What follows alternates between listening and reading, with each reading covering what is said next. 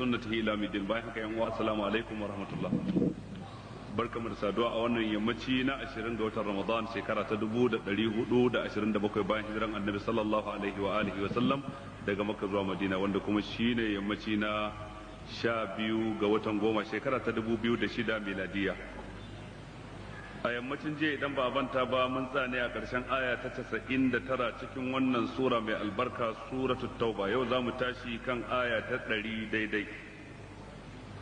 Akwai tambayoyi kamar haka. Mai tambaya na farko ya ce, a kwanakin baya ka kai ziyara jamhuriyar Nijar, wanda kuma ka ba da ansa dangane da wankan janaba wadda ta ɗaure wa mutane kai. Abin da ya ɗaure kai ɗin, ka yi bayani akan halaccin wankan janaba wanda babu alwala a ciki. Haka ne, wankan janaba yana da siffa guda biyu. Akwai sifa da ake cewa sifatul ijza, ta wadatar. Akwai kuma sifa da ake kira sifatu kamal, siffa ta kamala. Wankan janaba a siffarsa ta kamala shine idan ka zo za ka yi wanka ɗin ko za ki yi wanka, ga ruwan a gabanka. Farkon abin da za ka fara yi, za ka karkato bakin mazubin ruwan ka wanke hannunka so 3, sannan sai ka tsoma hannu a cikin ruwan sai ka ɗebo sai ka wanke gabanka. A daidai lokacin da za ka wanke gabanka, a lokacin za ka ƙulla niyya ta wankan janaba wanda yake wajibi ne, wanda yake farilla ne, wanda yake dole ne. Idan ka wanke gabanka, ma'ana ka yi tsarki kenan, to daga nan kuma wato sai ka yi alwala irin yadda kake yin alwala ta sallah, ba wani bambanci da kowace alwala ta sallah. Abinda duk kake alwala za ka yi, sai abu ɗaya na ƙarshe shine wanke kafafu sau 3, to wannan sai ka kyale shi, ba za ka yi shi ba. To daga nan gudan sai ka ɗebi ruwa a cikin tafin hannunka ɗaya, sai ka zuba a kanka. Ko da yake kafin haka ya kamata ka tsoma yatsunka hannunka guda 2 a cikin ruwan da kake wanka da shi, ba tare da ka ɗebo ruwa ba ka fito da shi, sai ka mummurza kanka, saboda kowane gashi da ya buɗe lokacin da mani ke kokarin fita daga jikinka ya koma yadda yake. Dan gashin dan adam yakan bubbuɗe, musamman gasunsa na ka, gashin ka. Idan ka zuba ruwa a haka na iya haifar maka da ciwon kai ko wani abun na daban. To bayan ka mummurza kanka, to shine sai ka kamfaci ruwa cikin tafin hannu, sai ka zuba a kanka, ka tabbatar ya game ko ina a kanka. Ɗaya kenan. Ka sake kamfata na 2, ka tabbatar ya game ko ina a kanka, sannan kuma ka sake kamfata na 3, ka tabbatar ya game ko ina a kanka. To idan kai wannan shine sai ka ɗebi ruwa ɗin kuma ka game dukkan jikinka da shi, kana mai farawa da ɓangaren ka na dama kafin ɓangaren ka na hagu, tsagen jikinka na dama kafin tsagen jikinka na hagu, ka tabbatar ruwa ya taɓa ko ina. To idan ka yi wannan ne ka kammala, abu na ƙarshe shine sai ka wanke kafar dama ka kuma wanke kafar hagu, cikon alwalar da ka riga ka faro. To wannan ita ce siffa ta kamala a wankan janaba. In wankan janaba ne haka ake yi, in wankan haila ne haka za a yi, in ma wanka ne na biki, jinin biki ya ɗauke, haka mace za ta yi. Bambancin su kawai shine niyya ce take bambanta su. In za ka yi wankan juma'a ma haka za ka yi, in za ka yi wankan idi ma haka za ka yi, bambanci shine niyya. To wannan ita ce siffa ta kamala. Kun ga idan kun lura da wannan siffa, wato tsarki, wato mutum ya wanke gabansa ko al'aurarsa kenan, wanda a lokacin zai kulla niyya. Daga nan gurin sai alwala, cikakkiyar alwala. Daga nan gurin sai wanke kai so 3, kuma ruwan da mutum zai ɗiba kar ya wuce cikin tafin hannu ɗaya. Daga nan gurin sai game jikinsa dukkan ruwa. Daga nan sai wanke kafafu. Idan ka ɗauka sai ga ababai guda 4 ne ake yi a cikinsa. Kar ka manta da niyya kuma mahallinta a zuciya ne. Innamal a'malu binniyat wa innamal likulli imrin ma nawa. Amma idan mutum zai siffa ta al-ijza, wadda ta wadatar, wadda ba sai kai alwala a ciki ba, kana zuwa kayan niyyar yin wanka din, kana kulla niyya a cikin zuciyarka, kawai sai ka ɗebi ruwan ka watsa a jikinka ya game ko ina. In ma wani kududdufi ne ko gulbi ko rami a gabanka, ko swimming pool din nan da ke wurare, sai ka yi tsallaka fada a ciki, ka kulla niyya. Da ka fito abin da za ka yi shine abu guda 2. Na farko ka ɗebi ruwa ka kurkure bakinka, sannan kuma sai ka ɗebi wanda za ka shaƙa ka fyace na hancinka shikenan ka kammala wanka, kuma ya halatta kai sallah da wannan wankan. Hadisi cikin sahih Muslim ya nuna haka. ina jin babu wata wahala a cikin wannan, sai dai wanda ya wanka na farko ya fi ka kamala saboda ya bi ka'idojin duk yadda suke, don haka yana da kamala, wankansa ya fi cika, ya fi kalada. Wanda ya nabi kuma yayi, kuma in yayi sallah da shi kuma yayi, dan kasancewa ba a yi alwala ba. Wannan ka'ida ce ta malamai cewa karamin kari idan sun haɗu da babban kari, to da ka kawar da babban kari karamin ma ya tafi, amma ba lallai bane dan ka kawar da karamin kari ya kasance babban kari ya shiga ciki. ma'ana alhadasul asghar yatalasha fil hadathil akbar, shi karamin kari wato shine bawali, bayan gida, mazi da sauransu yana narkewa ne a cikin janaba. Lokacin da ka wanke janaba ka wanke su gaba daya. Ina fata an fahimta. Wannan shine abin da na faɗa a wancan lokaci, sannan kuma shine na sake maimaitawa a yanzu, kila sai dai ko bayanin na yanzu ya kasance ya fi na da fitowa. Mai tambaya ta gaba yana cewa raka'atan al-fajr idan mutum bai same ta ba yaya zai yi? Ya zo ya samu a masallaci har an shiga sallah. Idan da ka zo ka samu an shiga sallah ta asubahi, kai tsaye zaka yi niyya ka shiga cikin sallar asubahi, tunda manzo Allah ya ce idza uqimatis salatu fala salata illa al-maktuba. Idan an riga an tsayar da sallah ta farilla to ba wata sallah ta nafila da zaka yi. Idan ka shiga kammala sallar asubahi da kai, to ya halatta ka tashi a nan take ka yi raka'atan al-fajr dinka. Manzo Allah ya ga wani mutum bayan an kammala sallar asubahi a masallacinsa, ya tashi ya yi sallar nafila raka'a biyu, sai ya tambaye shi me kai, sai ce raka'atan al-fajr ce ta kuɓuce mun, ban yi ba, na zo an fara sallah yanzu da aka kammala shi ne sai na yi ta. Sai manzo Allah ya tabbatar da shi, bai ce yayi kuskure ba. Da haka hadisin da ke nuna karhancin yin sallah ta nafila bayan sallar asubahi har sai gari ya waye bai shafi wannan ba, wanda raka'atan al-fajr ta kuɓuce masa. Wancan hadisi ne am, wannan kuma khas, la ta'aruda bainal am wal khas. Mai tambaya ta gaba yace shin ya halatta mutum ya sayo mashin naira 60,000 sai ya baka ka rinka yin acaba da shi da yarjejeniyar cewa kullum zaka bashi 500 har tsawon wata 7, in aka yi wata 7 mashin din ya zama naka? Bai halatta ba, wannan riba ce. Riba ce. Don menene dalilin? Kun gina abu akan abin da yake babu tabbas, cewa ga mashin din kullum ka kawo 500, in aka yi wata 7 ya zama naka. Yau ina da lafiya, gobe ba da lafiya. Ranan da na yi aiki zan iya samun 500, zan iya samun ma sama da 500. Wata rana kuma a waye gari gashi na yi aikin kuma ban samu 500, bai samu 500 din ba. Wata rana a iya kwana 3 ban ma yi aikin ba fita ba, kuma dole sai na nemo 500 a ko ina take na bashi.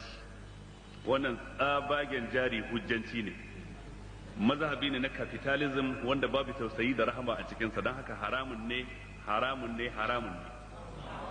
Ya kamata ku gane wannan. Don karshe abin da zai faru, mashin din nan na naira 60,000 ya tashi a naira 100,000 da 5,000. Idan kai lissafin wannan wata 7 haka zai zama. A madadin gashi kudinsa yanzu wannan daidai yake da a ce yanzu ga mashin in kana da naira 60,000 kawo, amma idan bashi ne daga nan zuwa wata 7 to ya zama 105,000. Bai a tanifi bai a kenan. Bayan hadarin da mutum zai shiga ciki na babu hutu wajen sai ya hada waɗannan kuɗaɗen. Da haka duk masu yin wannan kansu ɗauka cewa suna kasuwancin da ya halatta, bai halatta ba ko miskala zarrace. Wanda ya gina da bisa ga rashin sani, muna fatan Allah ya yafe masa, amma daga lokacin da mutum ya ji dole ya gyara. Kun ga yanzu wannan zalunci shine ake a matsayin ɗaiɗaikun mutane, kuma shi ake a gwamnatoci. Waɗansu daga cikin jami'an gwamnati sukan haɗa kai da kamfanoni sai su karɓo wa mutane mashina a baiwa ma'aikata bashi na dole ko kai niyya ko baka yi niyya ba.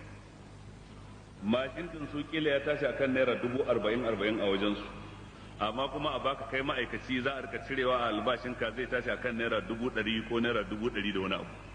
To daidai yake da wancan, haramun ne, haramun ne, haramun ne. Idan gwamnatoci suna so su ji tausayin al'umma, idan suka sayo shi naira 40,000 da wahalarsa da dako da aka kawo shi har ya zo ofishin karamar hukuma ko sakatariya ta jiha ko gidan gwamnati, to duk wannan a kaddara sun sa 5,000 a kai. To shikenan sai su baiwa bayan Allah cewa za ku biya 45,000 kuma za a rika cirewa a cikin albashinka, ka rika biya da kaɗan kaɗan. To kaga wannan babu laifi. ina fata an fahimta. Amma abin da suke na wahalar da bayan Allah ai babu tausayi a ciki. Gwamnati ta sai abu 40,000 kuma ta sayar maka 100,000, ma'ana ta ninka ta sake dora wani abu a kai, kuma a rika cewa albashinka. To galibi sukan haɗa kai ne su waɗansu daga cikin ɓata garin ma'aikatan gwamnati ko masu faɗa a cikin gwamnati ko masu mulkin su haɗa kai da kamfanoni dan can za su yi kashi muraba. Dai idan kamfani ya kawo mashin din shi kansa a naira 40,000 din ya ci riba, ko in ya sayar 50,000 ko ya sayar 60,000 ya ci riba. Amma yanzu za a sai mashin ɗinsa kowane ɗaya akan naira 70,000, 30 din ta wannan shi jami'in gwamnatin ce da ya shiga tsakiya. Shi yasa ku ma'aikata ba a baku zabi, kawai ana baku bashin ne kan ko kun yadda ko ba ku yadda ba. Kaga tsabar zalunci kina da ta'addanci, dan meye dalilin da za a matsa mun sai na karɓi bashi in nace ba na so fa. To waɗannan haka ake a galibin waɗansu ƙananan hukumomi da waɗansu jihohi, da haka ya kamata a gyara.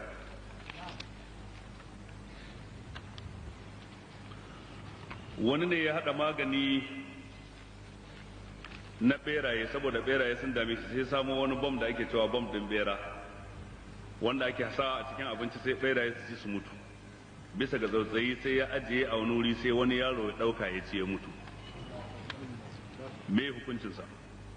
Hukuncinsa ya yi kisa bisa ga kure ba da niyya ba.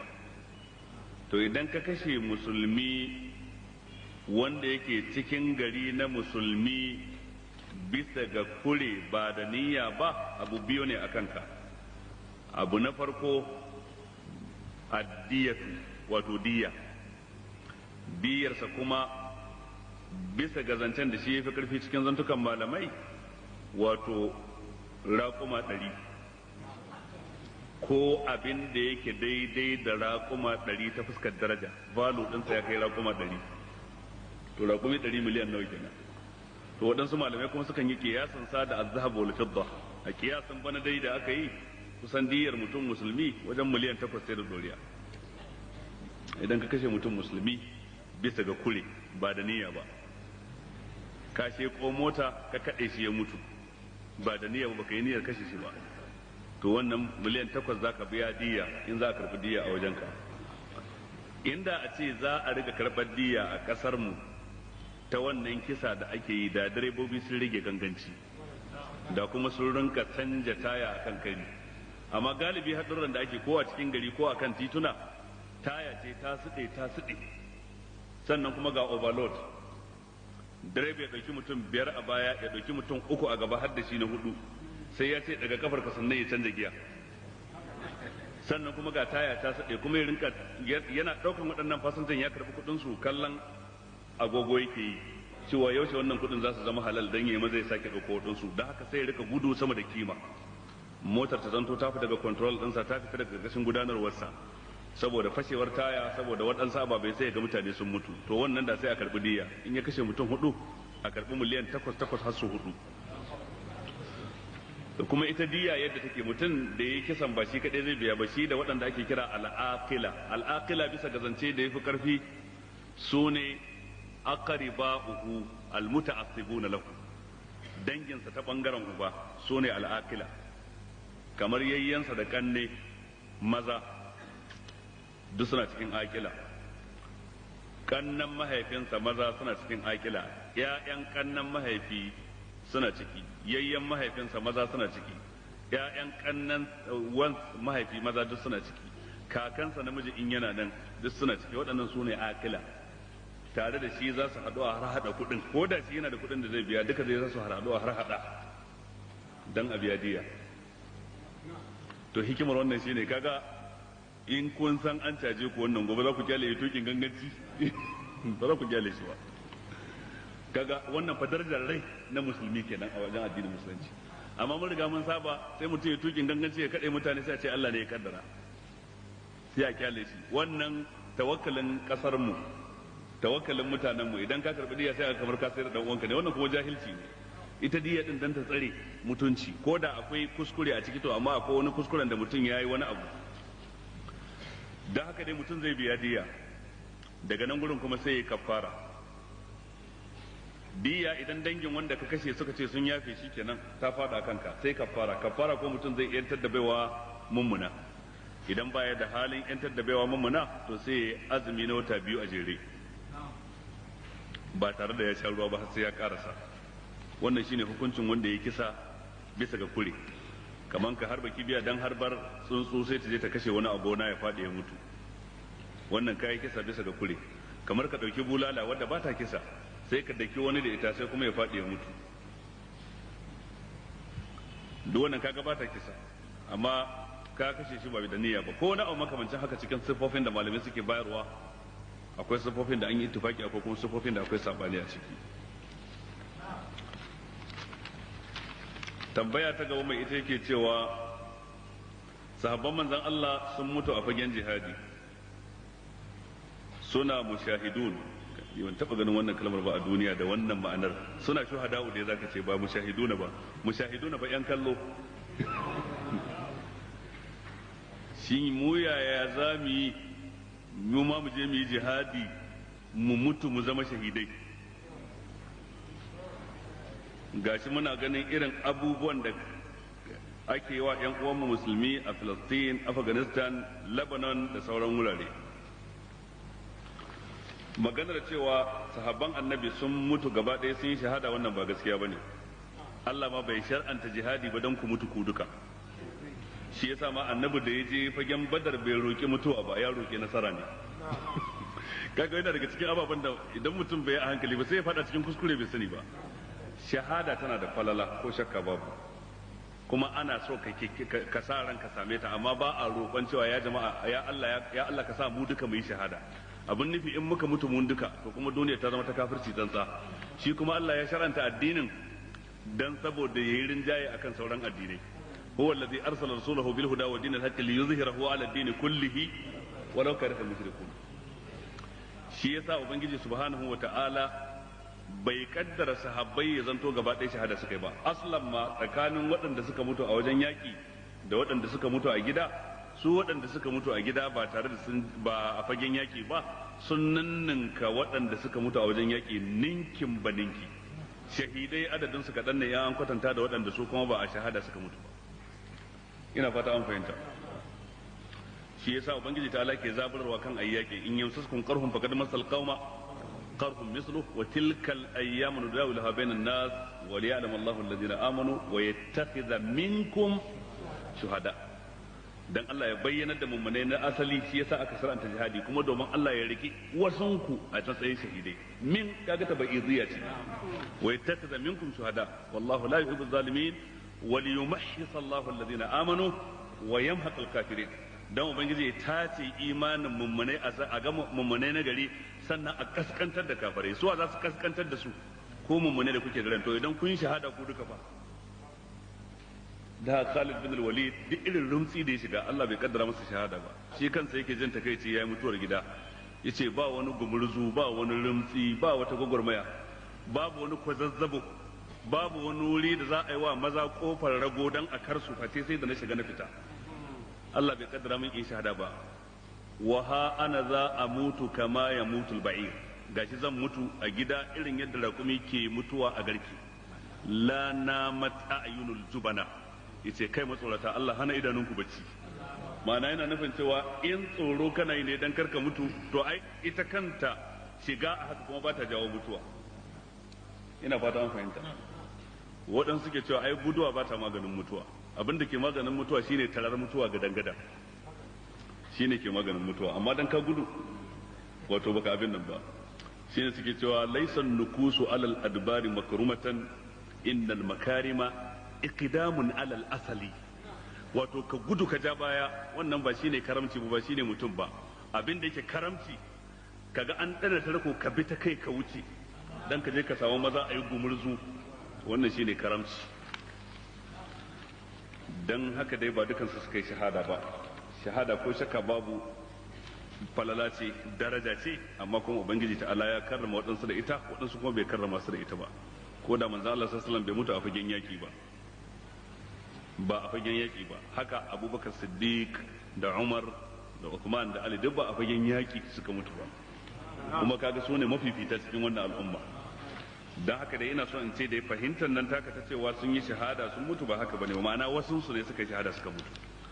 Ya rage na yaya za a yi mu yi jihadi mu ma mu mutu a wajen yaki, ca za ka yaya za a yi mu yi jihadi dan mu ci nasara waɗansu mu kuma su yi shahada. to wannan shine ake bukata. To jihadi yana bukatan tanadi, wa iddu lahum masafatun min quwwa. Shi kuma istidad tanadi iri biyu ne, akwai al-istidadul maddi, akwai al-istidad ar-ruhi.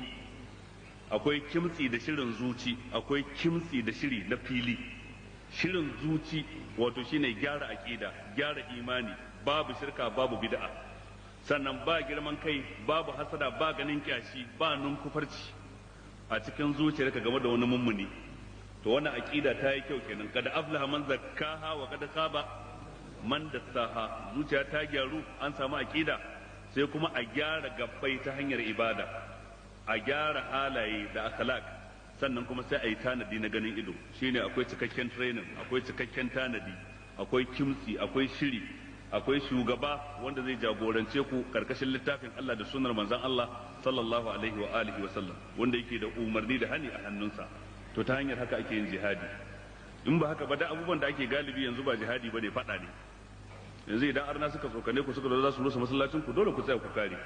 Za su rushe makarantar islamiyya, dole ku kare. Amma a wannan lokacin ba jihadi bane, fada ne. Baya daidai da jihadi na musulunci, dan shi dole sai da shugaba wanda aka yi wa mubaya'a da sauransu, dole akwai ka'idoji nashi. Wannan kuma fada ne, shi kuma fada ba a ce maka haramun bane ba, dan an halatta ma ko dukiyar ka kare ballata na masallacin ka. Ko manzo Allah ce man qutila duna malihi fa huwa shahid, wa man qutila duna dinihi fa huwa shahid, wa man qutila duna irdihi fa huwa shahid, wa man qutila duna nafsihi fa huwa shahid. Duk wanda aka kashe yana kokarin ya kare kansa yayi shahada. Duk wanda aka kashe yana kokarin tsara dukiyarsa yayi shahada. Duk wanda aka kashe yana kokarin kare mutuncinsa. Kamar waɗansu zo za su yi wa matarka fyaɗe, sirefin ɗinta, matarka ko ƴarka ko wata wadda kake da ta cewa a kanta, ka tsaya ka kare ta har ka mutu akan wannan kayi shahada. Amma nan ba ta daidai da shahada ta mutuwa a filin yaƙi. Dan shahadar mutuwa a filin yaƙi ba za a yi maka sallah ba, ba za a yi maka likafani ba, haka za a binne ka da jinin da ke jikinka ko wankewa ba za a yi ba. Za ka tashi ranar tashin kiyama, al-launu launu dami wa rihu rihul misk. Launi na jini amma yana kanshin turare. To amma wannan shahada irin wannan ta gida, za a yi maka wanka, za a yi maka likafani, za a yi maka sallah, amma sunan ka kai dai kai shahada. An baka hukunci da shahada, kaga bata kai martaba ta shahada ta mutuwa a wajen yaki ba. To wanda baya gane irin waɗannan hadisan sai ya takuɗa wancan da wancan, da ya ji an faɗi kalmar shahada sai ya ɗauka to kaza ne, ko kuma da an ce wancan abun ba jihadi bane sai ya ɗauka kenan yanzu ya halatta kenan in kyale a rusawan masallaci, a rusawan makarantar islamiyya, a ci mutuncin matata, a zo a kona dukiyata. Bai halatta ba kai wannan a matsayin ka na musulmi. Dole a matsayin ku na yan unguwa ɗaya, yan gari ɗaya, ku kare wannan. A daidai iyakacin nan da matsalar ta tashi sai ku naɗa wani shugaba dan a tafi da abin cikin tsari har ku ci nasara. Amma baya daidai da jihadi wanda dai jihadi ake raɗa masa suna. Yanzu kun yi ne dan kwatar kai kuma addini ne. Ina jin muna fahimta waɗannan mas'alolin.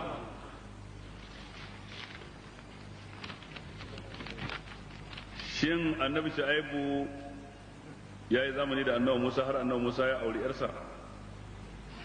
Abin da yake kawo wannan shine abin da ke cikin suratul Qasas na cewa annabi Musa alaihi salam lokacin da yayi kisan kai a Misra ba da niyya ba, to an ba shi labarin mutane na yan garin suna shirin kashe shi, kuma sai ya gudu. Fa kharaja minha khaifan yataraqqab qala rabbi najini min alqawmi adh-dhalimin. Daga nan da ya fita daga Misra sai ya tafi birnin Madina. Walamma tawajjaha tilqa'a Madyana qala asa rabbi an yahdiyani sawa as-sabil. Walamma warada ma'a Madyana, kalmar Madyana da ta maimaitu sai waɗansu suka ɗauka to wannan mutumin da annabi Musa ya gamu da shi a Madyana, wanda yake da 'yan mata guda biyu da annabi Musa ya taimaka musu wajen shayar da dabbobin su ruwa, har karshe kuma aka aura ɗaya daga cikin su ga annabi Musa. Sadakin shine yayi aiki na shekara 8 zuwa 10, noman shekara 8 shine sadakin. Inni uridu an unki haka ihdabnatayya hataini ala an ta'jurani 8 hijaj fa in atmamta 10 fa min indik wa ma uridu an ashqa alayk. Kaji ko shekara 10 yace amma bana so in wahalar da kai. Wato ya masa alfarma ne, noman shekara 10 shine sadakin, amma kuma bana so in wahalar da kai, haka yace da shi. To wannan Madina da aka kawo sai waɗansu suka ɗauka cewa to annabi Shu'aibu ne. Ita ko suratul Qasas kwata bata bayyana sunan mutumin ba a cikin ayoyin. walamma warada ma Madina wajada alaihi ummatan minan nas yasqun wa wajada min dunihim imra'atayn tazudani qala ma khatabukuma qala la nasqi hatta yusdira ar-ri'a wa abuna shaykhun kabir ba ce ba wa abuna shu'aib alaihi salam wa abuna shaykhun kabir mahaifin mu wani tsoho ne ya manyanta ba zai iya zuwa ya ja ruwa ya shayar da dabbobi dan haka ya turo mu a madadin sa فسقالهما ثم تولى الى الظل فقال ربي اني لما انزلت الي من خير فقير فجاءته احداهما تمشي على استحياء قالت ان ابي يدعوك فتتبع ان شعيبا يدعوك ان ابي يدعوك ليجزيك اجر ما سقيت لنا فلما جاءه وقص عليه القصص قال لا تخف نجوت من القوم الظالمين قالت احداهما يا ابت استاجر ان خير من استاجرت القوي الامين قال إني أريد أن أنكحك إحدى ابنتي هاتين على أن تأجرني 8 حجج فإن أتممت 10 فمن عندك وما أريد أن أشق عليك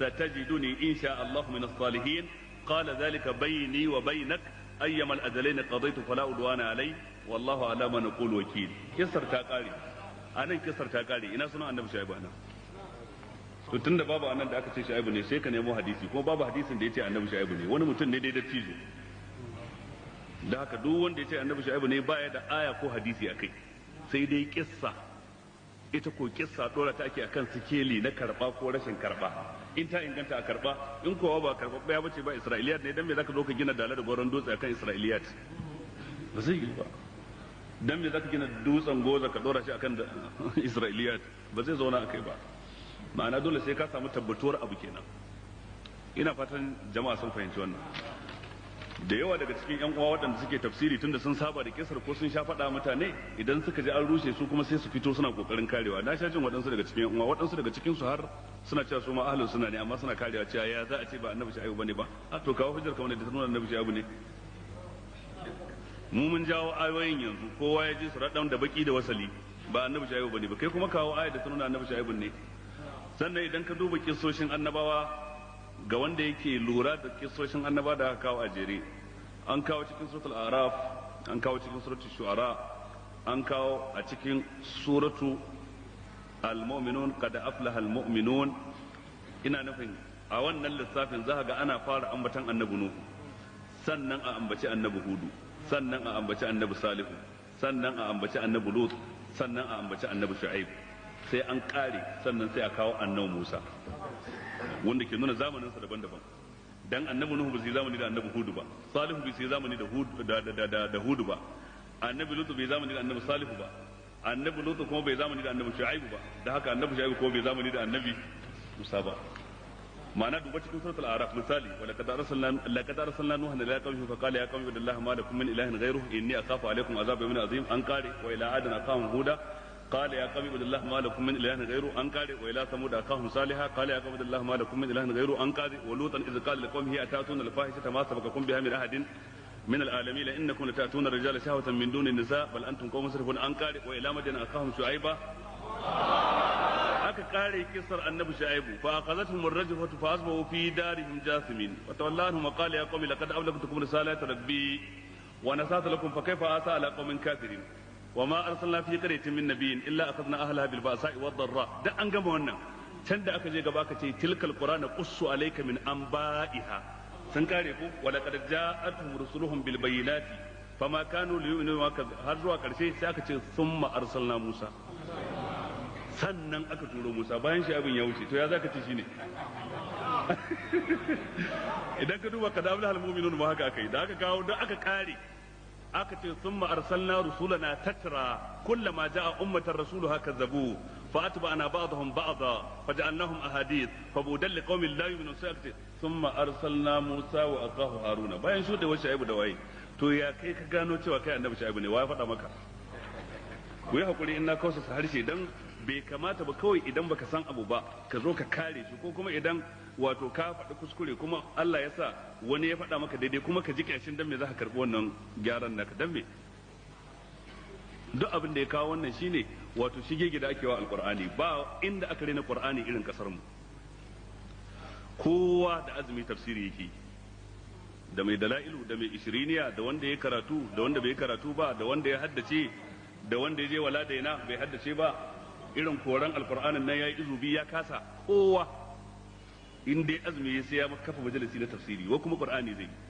shi qur'ani kuma kafin ka shiga cikin tafsiri yana buƙatar kana da ido a waɗansu ilimomi da dama ulumul lugha ilmomi na lugha kamar nahau da sarf da balaga da adab alal akalli kana da ido a cikin su sannan kana da ido a sira kana da ido a kaza kana ababe da dama kana da wadataccen harshen larabci a rubuce da magance kafin ka shiga alqur'ani tunda qur'ani an saukar da shi da harshen larabci amma kawai sai mutum ya kankan ba mutumin da in bayan azumi da zaka je da littafin qatrun nada ko sharhin alfiya na al-ashmuni ko na ibn aqil kace zaka karanta a wajensa shi kansa ya san ba zai iya ba to kuma nahwu sai da shi zaka shiga tafsiri shi ko ba zai iya karantar da kai wani littafin nahwu ba inda zaka je da balaga ba zai iya karantar da kai ba kuma sai da balaga za a shiga tafsiri inda zaka je da littafin sarf ba zai iya karantar da kai ba kuma sai da wannan za a yi tafsiri inda zaka je da mustalahul hadith inda zaka je mustalahul hadith ka je da usul al-fiqh ka je da menene duk ba zai iya shiga ko ba yi da ta cewa akai kuma shi tafsiri yana buƙatar dukkan waɗannan kafin ka shiga cikin sa wallahi ganganci mai tarin yawa mutane suke sun raina alqur'ani mai girma saboda babu gwamnatin da take kare shi da za ta tsawatar a saurara a ji wannan a ce kai shiru karka kare magana daga yau ka zama mai saurare amma ba mai surutu ba wallahi ya kamata duk waɗansu a dakatar da su zama masu sauraro Allah rufa mana asiri gaske ne Zulaikha ta auri annabi Yusuf wannan ma Isra'iliyat ne babu ayata alqur'ani da ta nuna haka babu hadisi na alqur'ani da hadisi na manzo Allah da ya nuna haka ita Zulaikha ita ce wannan matar Imratul Aziz Qur'ani ya sa mata suna Imratul Aziz sunan Zulaikha din shi ma dai kissosi ne Isra'iliya ba wai nasti ne yace sunanta Zulaikha ba wanda ake cewa Zulai a kasar Hausa Zulai wato Zulaikha shine asalin sunan to Allah ya samu gani wannan wani takalmi ne da wani bawan Allah ya kawo an rubuta al'ajib a jiki ya ce yana son ya sani sunan Allah ne ko ba sunan Allah ba na ce ba sunan Allah ba ne ba lafazin al'ajib domin ajib a larabci ana nufin abin mamaki kaga sunan kamfanin ne al'ajib amma sai suka rubuta da arabiya suka rubuta da boko to kila wani ya dauka cewa sunan Allah ne ba sunan Allah bane dan haka dan ka taka wannan ba komai ba sunan Allah bane ba dan kar wani a je a ga mai irin wannan takalmin kafin ya farga kila ya ci duka a wuri da ya a tantance din yana da kyau Allah saka masa da alheri wanda ya kawo dan fadakarwa yau idan Allah ya kai mu wannan dare ne yau zamu fara qiyamul layl da daddare insha Allah karfe 1 na dare karfe 1 kamar yadda aka saba kowace shekara a nan masallacin Alhaji Muhammad Indimi zamu fara wato sallan tahajjud da izinin ubangiji